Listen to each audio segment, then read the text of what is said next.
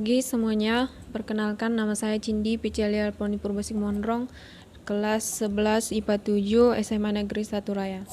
Baiklah, di sini saya akan menjelaskan mengenai keluargaku dalam gaya hidup modern. Pelajaran Agama Kristen Protestan kelas 11. Keluargaku dalam gaya hidup modern. Pertama, pengertian gaya hidup modern. Apa yang dimaksud dengan gaya hidup modern? Sebelum kita masuk ke pengertian gaya hidup modern, terlebih dahulu kita artikan apa itu yang dimaksud dengan gaya hidup dan apa yang dimaksud dengan modern. Ada 4 definisi gaya hidup menurut para ahli. Yang pertama adalah Kotler, tahun 2002. Menurut Kotler, gaya hidup sebagai sebuah pola hidup seseorang di dunia yang diekspresikan dalam aktivitas, minat, dan opini. Gaya hidup menggambarkan keseluruhan diri seseorang dalam berinteraksi dengan lingkungannya. Yang kedua adalah Asael, tahun 1984. Ia mengungkapkan bahwa gaya hidup merupakan sebuah pola kehidupan yang dapat diidentifikasi melalui bagaimana seseorang menghabiskan waktunya, apa yang mereka anggap penting di lingkungan masyarakatnya, dan apa yang mereka pikirkan tentang dirinya sendiri di dunia yang mengitari mereka. Yang ketiga adalah Minor dan Mowen, tahun 2002. Mereka mengungkapkan bahwa gaya hidup adalah menunjukkan bagaimana orang hidup, bagaimana membelanjakan uangnya, dan bagaimana menghabiskan waktunya. Yang keempat adalah Suratno dan Rismiati, tahun 2001. Mereka mengungkapkan bahwa gaya hidup merupakan pola hidup seseorang dalam dunia kehidupan sehari-hari yang dinyatakan dalam kegiatan, minat, dan bakat yang bersangkutan. Kemudian sekarang adalah pengertian modern. Apa yang dimaksud modern? Menurut Kamus Besar Bahasa Indonesia atau KBBI, modern diartikan sebagai sebuah sikap dan cara berpikir serta bertindak sesuai dengan tuntutan zaman. Kata modern berasal dari bahasa Latin yaitu modernus, yang berarti saat ini, atau sesuatu yang menunjuk pada sifat kekinian.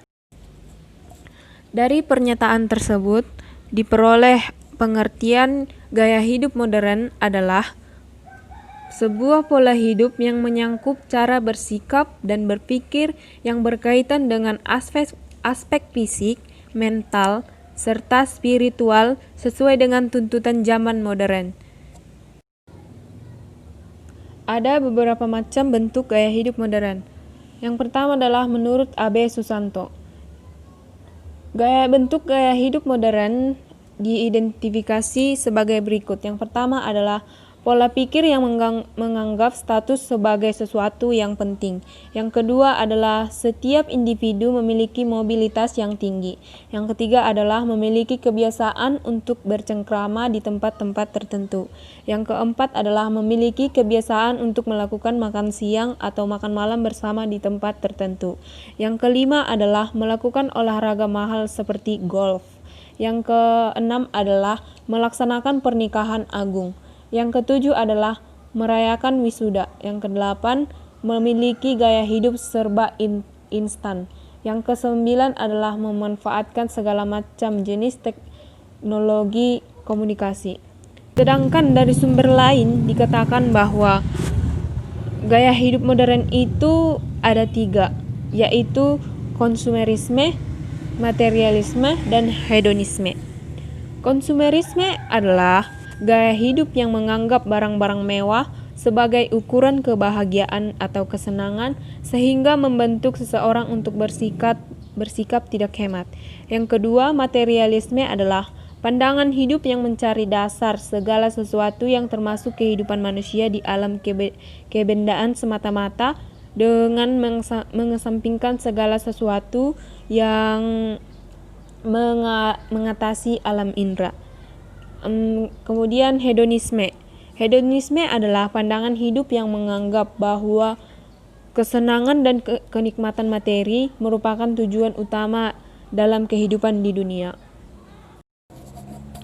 Sedangkan Pemahaman yang benar tentang gaya hidup yang modern ini justru dapat mengarahkan seseorang untuk memiliki perilaku yang benar sesuai dengan prinsip-prinsip yang tercermin dalam semangat gaya hidup modern seperti efektif, efisien, praktis, sederhana, menghargai kehidupan, dan menghargai waktu, dan lain-lain sebagainya.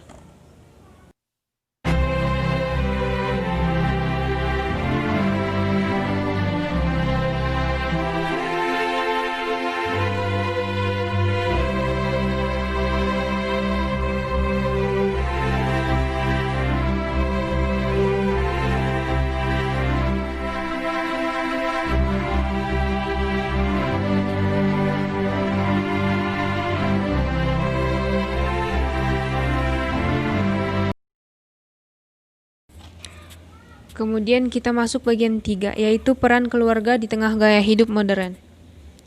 Sebagai seorang yang remaja, kita terlibat dalam proses kehidupan modern. Kita perlu memahami kehadiran dan peran keluarga. Selanjutnya, melakukan analisis agar dapat mengambil sikap yang tepat. Beberapa aspek dapat diidentifikasi sebagai berikut. Pertama, keluarga Kristen perlu membangun persekutuan pribadi-pribadi dan melayani kehidupan. Yang kedua adalah, dalam kehidupan keluarga Kristen, perlu dibangun persekutuan pribadi-pribadi yang dapat dilakukan dengan meletakkan cinta kasih sebagai asas dan kekuatan yang mempersatukan masing-masing anggotanya. Keluarga Kristen ini perlu menjaga persatuan yang utuh antara suami istri dan membangun sebuah bentuk persatuan yang tidak terceraikan. Keluarga Kristen yang modern, dalam perkembangan keadaan, perlu memberikan penghargaan yang tinggi terhadap hak-hak dan peranan perempuan. Hal ini sebetulnya juga menjadi perhatian negara maupun para aras dunia. Yang ketiga adalah dalam kaitan dengan perkembangan masyarakat. Keluarga dipanggil untuk turut serta dalam mengembangkan masyarakat karena pada hakikatnya keluarga merupakan sel masyarakat yang pertama dan amat penting. Kehidupan berkeluarga pada hakikatnya merupakan pengalaman hidup bersekutu dan berbagi rasa, sadar akan perasaan sosial bagi lingkungannya. Yang keempat adalah, di tengah-tengah perubahan keadaan dan masyarakat, keluarga perlu terlibat dalam hidup dan putusan gereja. Hal itu juga dilakukan dengan cara bersungguh-sungguh dalam membangun persekutuan keluarga yang beriman secara kokoh. Justru di tengah perubahan yang ada, keluarga Kristen harus mampu membangun persekutuan antar anggota keluarganya untuk terus-menerus berdialog dengan Tuhan dengan berbagai cara. Melalui keluarga, kita bisa membangun persekutuan orang lain dan melayani kebutuhan sesama. Oleh karena itu, keluarga Kristen diharapkan dapat melakukan filtrasi atau menyaring pengaruh negatif dari gaya hidup modern. Dengan demikian, di tengah-tengah arus modernisasi, keluarga Kristen mampu menjadi agen penanaman semangat positif yang tercermin dalam gaya hidup modern. Ada ayat Alkitab yang mengajarkan kita tentang gaya hidup modern yang bersifat positif, yaitu tertulis dalam Kejadian 35 ayat 22b sampai 29, mengisahkan tentang kehidupan keluarga Yakub yang memiliki 13 anak. Dari 13 anak tersebut, Yusuf yang sudah menginjak remaja dikasihi oleh Yakub. Tentu saja hal ini menyebabkan para saudaranya iri hati. Lalu mereka menjual Yusuf menjadi budak di tanah Mesir. Namun pengaruh keluarga Yusuf yang dekat dengan Tuhan masih sangat mewarnai kehidupan Yusuf di tanah Mesir. Yusuf di tanah Mesir akhirnya dapat menjadi pemimpin muda di tengah lingkungan yang maju. Bisa dikatakan pada saat itu Yusuf tetap taat dan menjadi pemimpin muda yang takut kepada Tuhan. Akhirnya Yusuf mampu menolong bapak dan saudara-saudaranya lepas dari bahaya kelaparan. lepas dari bahaya kelaparan. Hidup dalam gaya modern di tanah Mesir tetap memelihara kasihnya kepada Tuhan dan keluarganya. Walaupun saudaranya pernah membenci dan membuang dia, namun ia mampu mengatasi luka batin dan mengampuni para saudaranya sehingga dia dapat mentransformasi keluarganya, hidup berkecukupan dan tetap berjalan seturut dengan kehendak Tuhan. Contoh negatifnya dapat kita lihat pada kehidupan orang muda yang kaya yang memiliki gaya hidup modern.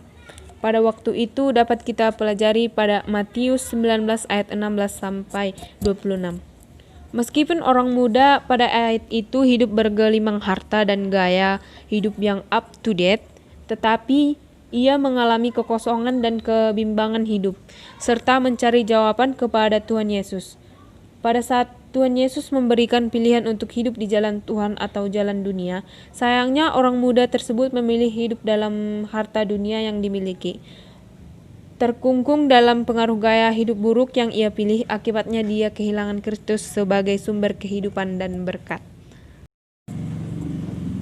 Kesimpulan yang dapat kita ambil dari penjelasan saya tersebut adalah gaya hidup modern merupakan sebuah pola hidup yang menyangkut cara bersikap dan berpikir berkaitan dengan aspek fisik, mental, dan spiritual sesuai dengan tuntutan zaman modern.